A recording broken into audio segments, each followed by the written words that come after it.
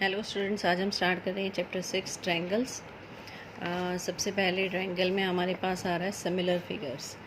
Similar और congruency में difference हम पहले भी कर चुके हैं। सिमिलैरिटी का मतलब है सेम शेप, कॉन्ग्रुएंट का मतलब होता है same shape and same size. तो अगर सिर्फ शेप सेम है तो वो सिमिलर हैं, और सेम शेप के साथ साइज़ भी सेम है यानी सेम नंबर ऑफ़ साइड्स हैं तो वो साइड की लेंथ सेम है तो वो कॉन्ग्रुएंसी भी हो जाती है। नेक्स्ट इसमें कुछ एग्जांपल दिए हुए हैं। 6.1 में यहाँ फर्स्ट में सर्कल है, सेकंड में स्क्वायर है, थर्ड में इक्विलेटरल ट्रायंगल्स दे रखी हैं। अब ये पूछ रहा है क्या ये सिमिलर हैं। As we observe in the case of circle these all are similar, equilateral triangles are also similar. In figure 6.2 में हमें दो क्वाड्रिलेटरल दे रखी है। अब ये 6.2 के बारे में कह रहा है, are they similar, these figures appear to be similar but we can't be certain about it. ये सिमिलर दिख रही हैं बट सर्टेन नहीं है, हम श्योर नहीं है कि ये सिमिलर होंगी या नहीं होंगी। So there are some rules to decide whether two figures are similar or not. तो यहाँ पर कुछ रूल्स हैं जो ये बताएंगे कि फिगर सिमिलर है या नहीं। वो क्या है हमारे पास, two polygons of the same number of sides are similar. Same number of sides का मतलब या तो ट्रायंगल हो या क्वाड्रिलेटरल हो, दोनों। Then their corresponding angles are equal. एक तो उनके कॉरस्पॉन्डिंग एंगल इक्वल होने चाहिए। Their corresponding sides are in the same ratio. उनकी कॉरस्पॉन्डिंग साइड्स जो हैं वो सेम रेशो में होनी चाहिए। सपोज़ आपके पास दो ट्रायंगल दे दी तो कॉरस्पॉन्डिंग एंगल्स आर इक्वल। सबसे पहली कंडीशन, ये एंगल इसके इक्वल, इधर से ये एंगल इसकी इक्वल, और ये थर्ड एंगल जो है आपका ये थर्ड के इक्वल। कॉरस्पॉन्डिंग एंगल्स इक्वल होने चाहिए। Sides are in the same ratio. Same ratio का मतलब अगर यहाँ पर जैसे आपके पास 4 है तो ये 2, यहाँ पर रेशो कितनी आ रही है 2, यहाँ 6 है, यहाँ 3, इनकी भी रेशो कितनी आ रही है 2, यहाँ 8 है, यहाँ 4, तो रेशो कितनी आ रही है 2, यानी उनकी रेशो कॉरस्पॉन्डिंग साइड्स की जो रेशो है वो सेम होनी चाहिए। यही आगे दिया हुआ है हमारे पास। इसी तरह इसने फिगर्स कंपेयर किए हैं। इसमें corresponding angles should be equal and all corresponding sides are in the same ratio, then we can see that these are similar. अब हमारे पास क्वेश्चन आ रहा है। First, fill in the blanks using the correct word in the brackets. All circles are dash congruent और similar. All circles, सारे circles क्या होंगे। सर्कल का मतलब उसमें ये इस टाइप का सर्कल आ सकता है, लार्जर हो सकता है, इससे भी बड़ा हो सकता है। तो these circles are similar not congruent. Similar होंगे क्यों? क्योंकि कॉन्ग्रुएंट होने के लिए उनका रेडाई सेम होना चाहिए, यानी अगर ये 1 यूनिट का है तो ये भी 1 यूनिट का होना चाहिए। नेक्स्ट है ऑल स्क्वायर्स आर सिमिलर और कॉन्ग्रुएंट। स्क्वायर क्या होती है, सिमिलर होती है या कॉन्ग्रुएंट होती है। सेम है, यहाँ पर स्क्वायर है, उसने कुछ नहीं कहा कि स्क्वायर की साइड कितनी है, तो ये क्या रहेंगी सिमिलर। अगर साइड सेम होगी, रेशो सेम होगी, एंगल सेम होते हैं स्क्वायर के और रेशो सेम हो जाएगी तो ये सिमिलर हो जाएंगे। और कॉन्ग्रुएंसी के लिए इनमें सेम होनी चाहिए साइड, यानी यहाँ अगर 3 सेंटीमीटर है हर साइड तो यहाँ भी 3 ही होनी चाहिए। थर्ड में है all dash triangles are similar. Isosceles या equilateral. All equilateral triangles are similar, क्योंकि इक्विलेटरल में हर एंगल 60 डिग्री का होता है, चाहे कितनी भी साइड हो उसकी, 3 सेंटीमीटर हो या 4 सेंटीमीटर या मोर देन दैट। तो एंगल्स कॉरस्पॉन्डिंग एंगल इक्वल होते हैं और साइड सेम रेशो में होती है। नेक्स्ट है हमारे पास two polygons of same number of sides are similar if their corresponding angles are, अभी हमारे पास आया था ये rule, corresponding angles are equal. Equal होने चाहिए, corresponding sides are in the same ratio और we can see that these are proportional. Next है give 2 different examples of pair of similar figure. Similar और नॉन सिमिलर फिगर के example देने हैं। क्या example दे सकते हैं आप? सिमिलर फिगर में ले सकते हैं एनी 2 सर्कल, कोई भी 2 सर्कल ले लें सिमिलर हो जाएंगी, कोई भी 2 स्क्वायर ले लें सिमिलर हो जाएंगी।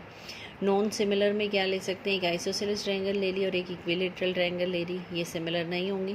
एक स्क्वायर ले लिया, एक सर्कल ले लिया, ये भी सिमिलर नहीं होंगे। नेक्स्ट है हमारे पास question number 3, state whether the following quadrilaterals are similar or not. ये दोनों सिमिलर हैं या नहीं। PQRS में हर साइड है 1.5। ये एक पैरेललोग्राम है हमारे पास, यहाँ पर एंगल 90 नहीं है। यहाँ ABCD ये स्क्वायर है हमारे पास, हर एक एंगल 90 डिग्री है और साइड्स क्या हैं 3 सेंटीमीटर। तो क्या ये सिमिलर होंगी? These are not similar. Reason क्या देंगे ये सिमिलर क्यों नहीं है? अगर जस्टिफाई करना चाहें तो angles are not equal. Sides की रेशियो तो सेम है, साइड्स तो प्रोपोर्शनल हैं। अगर 3/1.5 निकालें, हर एक में यही है 3/1.5, 3/1.5, चारों सेम आएंगे, बट जो एंगल है वो इक्वल नहीं है। यहाँ 90 डिग्री है, यहाँ 90 नहीं है, so these are not similar. Next है हमारे पास 6.2। एक्सरसाइज से पहले यहाँ पर दो थ्योरम आ रही है हमारे पास। एक है Thales theorem, basic proportionality theorem, बहुत इम्पॉर्टेंट एग्ज़ाम के लिए। क्या है थ्योरम, ध्यान से देखना, इजी है। If a line is drawn parallel to one side of triangle to intersect the other two sides in testing points, the other two sides are divided in the same ratio. अगर एक line जो है वो किसी भी side के parallel draw की जाती है, जैसे सपोज़ ये ट्रायंगल दे दी उसने ABC, हमने एक पैरेलल लाइन ड्रॉ की DE पैरेलल टू BC, तो जो ये पैरेलल लाइन ड्रॉ की है हमने, ये दो साइड को इंटरसेक्ट कर रही है, AB को इंटरसेक्ट कर रही है D पर, और AC को इंटरसेक्ट कर रही है E पर। If a line is drawn parallel to side of triangle intersect the other two sides at two distinct points, then these are divided in the same ratio. Same ratio का मतलब you have to show that AD upon DB equal to AE upon EC, यानी इनकी ये जो line है ये इसको equal ratio में डिवाइड करेगी। AD over DB, AE over EC, ये हमें शो करना है। तो गिवन में क्या आ जाएगा, गिवन में आपके पास आएगा inner triangle ABC DE parallel to BC, और शो में आ जाएगा AD DB equal to AE upon EC। तो सबसे पहले ये शो करने से पहले हमें कुछ कंस्ट्रक्शन देनी है यहाँ पर। एक तो ज्वाइन करना है BE और CD को, BE एंड CD। ज्वाइन करने के बाद दो परपेंडिकुलर ड्रॉ करने हैं, DM perpendicular to AC and EN perpendicular to AB। EN एक परपेंडिकुलर E से AB पर डाला, एक परपेंडिकुलर D से DM AC पर ड्रॉ करना है। अब एरिया ऑफ ट्रायंगल ADE, ऐसा क्यों किया हमने, परपेंडिकुलर क्यों ड्रॉ की, क्योंकि जो एरिया होता है किसी भी ट्रायंगल का वो होता है half of base into height.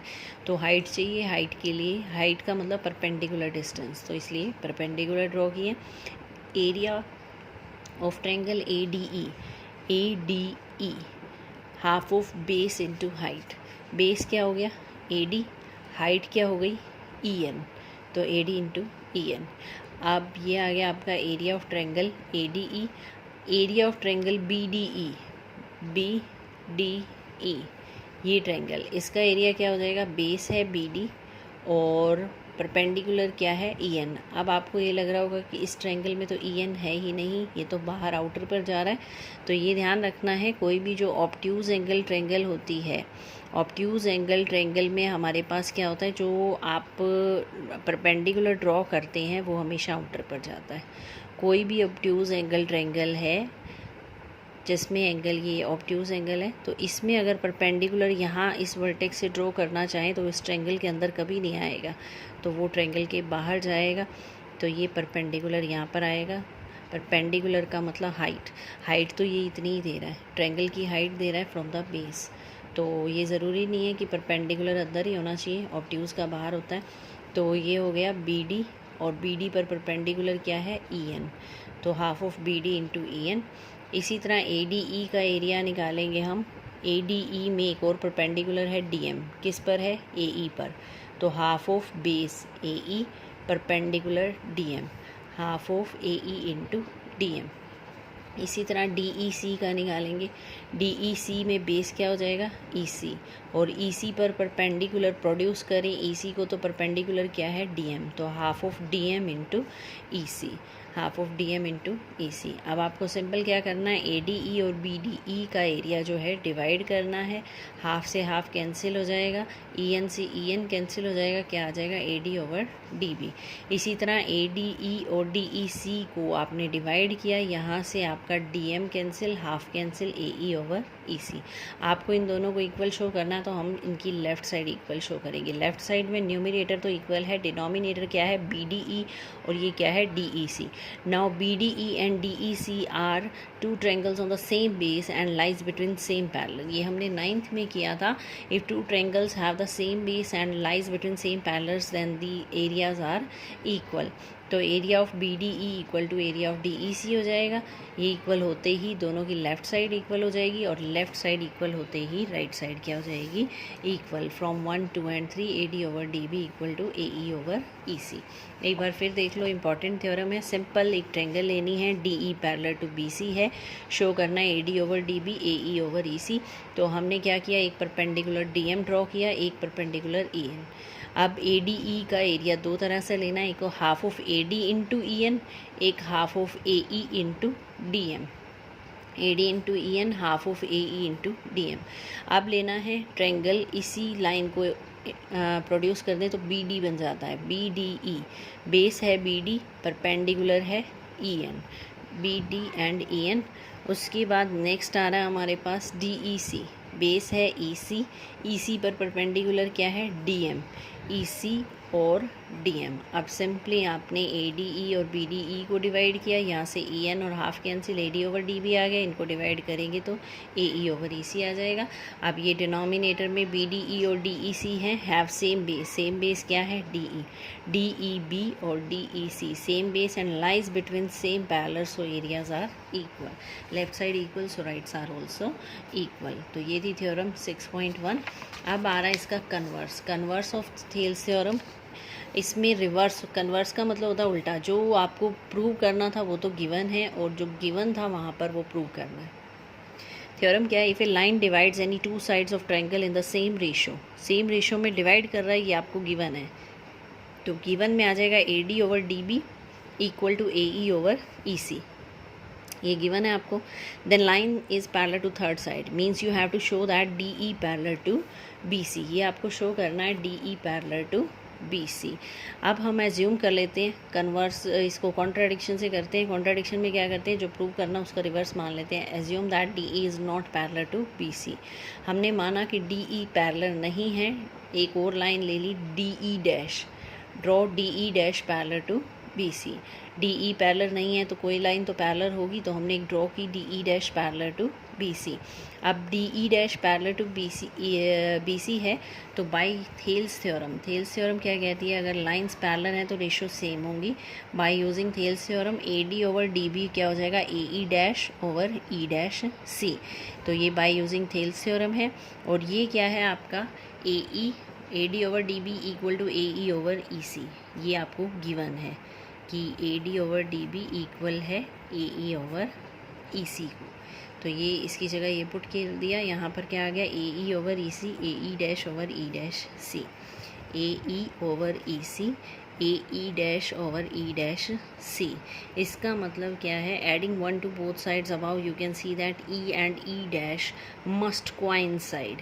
ई और ई डैश कोइंसाइड कर गए क्योंकि ये रेशो क्या है आपकी, इक्वल है। कोइंसाइड कर गए का मतलब क्या है, D E is parallel to B C.